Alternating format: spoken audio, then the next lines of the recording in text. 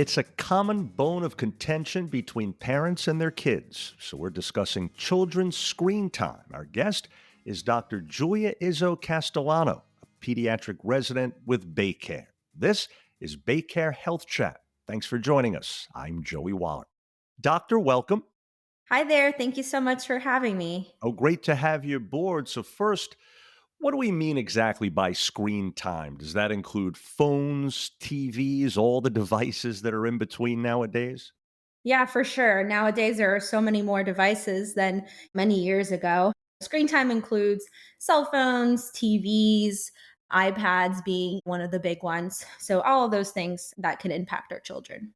Seems the impact of screen time on kids can be broken down into a few categories, one being the developmental and learning effects on kids, right? Yeah, for sure. Development is a huge part of our children. And the first 5 years of their life is really a critical period where a lot of brain development happens and the foundation for their future learning. A lot of developmental skills like emotional, social, and cognitive skills occur in this time period too. So screen time definitely can play an effect there. So, how so? What are the good and the bad from a developmental standpoint? There are different types of screen time when it comes to just the overall topic. So there's passive screen time, interactive, communication, and then creation. So more of the interactive, the communication side of things, those are more of the beneficial sides that can enhance their development. A screen really only provides the two-way experience for them, or of a two-dimensional. So screen time has to be more interactive for them to have a positive experience with their development. And by that, you mean there are a lot of apps now on these devices where it's asking the child to make a choice or to use a skill. And so, both physically and mentally, it's really teaching them a lot, right? Yeah, interactions can be not only with the person on the other side of the screen, but it also comes to our children's parents interacting with their child, trying to connect with them and asking them questions that can lead them to critically think, be creative. So, asking your kiddo, hey, what is the little boy doing in the show? Questioning what's happening on the screen to trigger their little minds to focus on more learning. How important is that, doctor, to have that connection, to show an interest? Because we know the kids, when they're very young, couple of years old, thereabouts, and a little bit older, they're very focused on their parents watching what they're doing, praising them. That feedback is important, right? Yeah, feedback is everything at that age. Our children learn from how we react to things, how we respond to different situations. So, definitely making it a positive experience, engaging with your child, and making sure that the screen time that they are experiencing has positive behavior so that they can learn to mimic from a positive behavior. Our kiddos that are very little may look at screen time and different things that they're watching and find that kind of confusing or mimic negative behavior if they see it. So, making sure that we're selective with their screen time because our children's brains are just absorbing everything that we do and show them. How about the mental health impact? I would say, as a parent, one thing I noticed with our daughter using the kid's tablet is that it can really be confidence building because they're having fun at times, but they're also learning. And regardless of which one they're doing, maybe both simultaneously, the fact that they're doing it successfully and they've mastered it, it really builds confidence, right?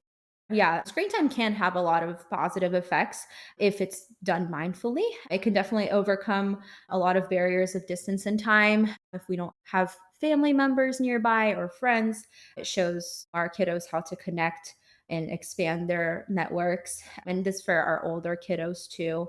And it can help them find communities where they belong, and that can definitely increase their confidence for sure. So, switching gears a little bit, how about the physical health effects of screen time on kids? We hear about that question when it comes to adults as well. What are some of the potential pitfalls of spending too much time on these devices? When it comes to the physical effects, a lot of it has to do with how much time we're using screen time. And like you said, that really affects adults as well. A lot of screen time can cause some eye strain, neck pain, shoulder pain, poor posture. But besides that, there's a higher risk for obesity. So, research does show that watching TV for more than an hour and a half per day is a risk factor for obesity for our children between the ages of 4 and 9. And then for our teenagers, if they watch 5 or more hours of media per day, they're 5 times more likely to be overweight than children who watch 0 to 2 hours of media.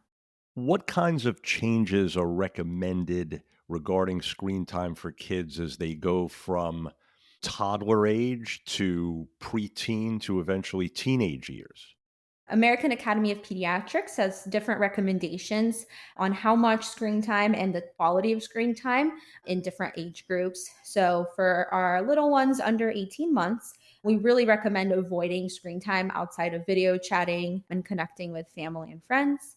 For our a little bit older kiddos or toddlers from 18 months to 24 months, we really recommend programs that are very high in quality, that have a lot of interaction, and that you can play together with parents, your family. For a little bit older, between 2 and 5, we want kiddos to limit their screen time to about an hour per day, but always high quality programming. And then when it gets to older kiddos from 6 or anytime older, we really just want balance. So making sure that we're still able to have all of our educational requirements with school met, and increasing reading time, time with family, times with friends, and making sure that the screen time is not interfering with that or interfering with other things like sleep, exercise, and other healthy behaviors as well. Well, now you've hit on something that's often an issue when it comes to this, and that is that balance, right? I know that there are certain other things that our daughter was enjoying doing, but once she got a hold of that tablet on a regular basis, sometimes we'd ask her while she was using it, "Hey, would you like to try blah, blah, blah?" And she'd be like, "No." Whereas normally she'd jump at it because she's leaning on the tablet a little bit too much at times. So, how do you address that as a parent? Open and honest conversations are always really great to have with our kiddos, no matter how young or how old they are. The best thing to do is really create a plan together and make your children a part of that. It's easier to have them make some decisions and have more confidence in that. So, having boundaries, showing priorities are ways to help that.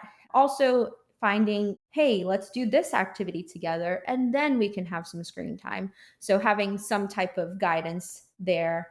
Also, having media free time together as family helps a ton with just family bonding and well being. So, including things like sports, reading, or talking together helps a lot. And the last thing that I would recommend as well is having media free spaces and times. So, making sure that we say, hey, if we're going to do screen time, it's going to be in the playroom. But once we go to bed and the bedroom, that's a media free zone. Or with, hey, dinner time, that's a media free time. We're going to spend time as a family, we're going to interact together. How about trying to turn what otherwise would be just entertainment or fun, etcetera, into something educational, like watching a TV program with your kid, watching a movie, whatever the case may be, and asking them questions and making comments like, "What do you think he's thinking about there?" Or, "What would you do in that situation?" How important is it to have that interaction and try to turn it into something educational? Yeah, that is wonderful, wonderful things that parents should be doing with their kiddos, making sure that they are critically thinking and not just making it a passive experience. So, making sure that it's active thinking and making them question and learn as they're participating in screen time is really essential to the whole experience with their kiddos. And so, in summary here, doctor, what advice do you have for parents when walking that fine line that we've discussed between allowing enough screen time but not too much? Where do you draw that line? The important thing to think about screen time is the quality over the quantity, and just looking at the overall picture as a whole on your child's health. So, making sure that they are using internet safely and that it's not interrupting with things like their sleep or school or their development as well. So just being open, honest, having a plan with it, and modeling that as well. So adults also have a lot of screen time nowadays. So making sure that we're modeling appropriate screen use for our children is really important as well.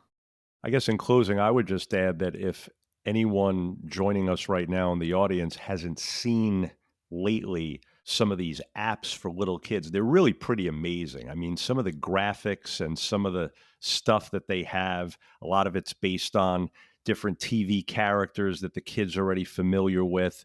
And Lord knows we didn't have that when we were kids. But I guess the lesson here is all great, but in moderation, right? For sure. That's a life lesson for all of us. Moderation is really the key, and making sure high quality is the priority. Well, folks, we trust you're now more familiar with children's screen time. Dr. Giulia Izzo Castellano, great advice indeed. Thanks so much again. Thank you so much for having me. Appreciate it. Absolutely, same here. And for more information and to connect with a provider, please visit baycare.org. Please remember to subscribe, rate, and review this podcast and all the other Baycare podcasts as well. For more health tips and updates, please follow us on your social channels. If you found this podcast informative, please do share it on your social media.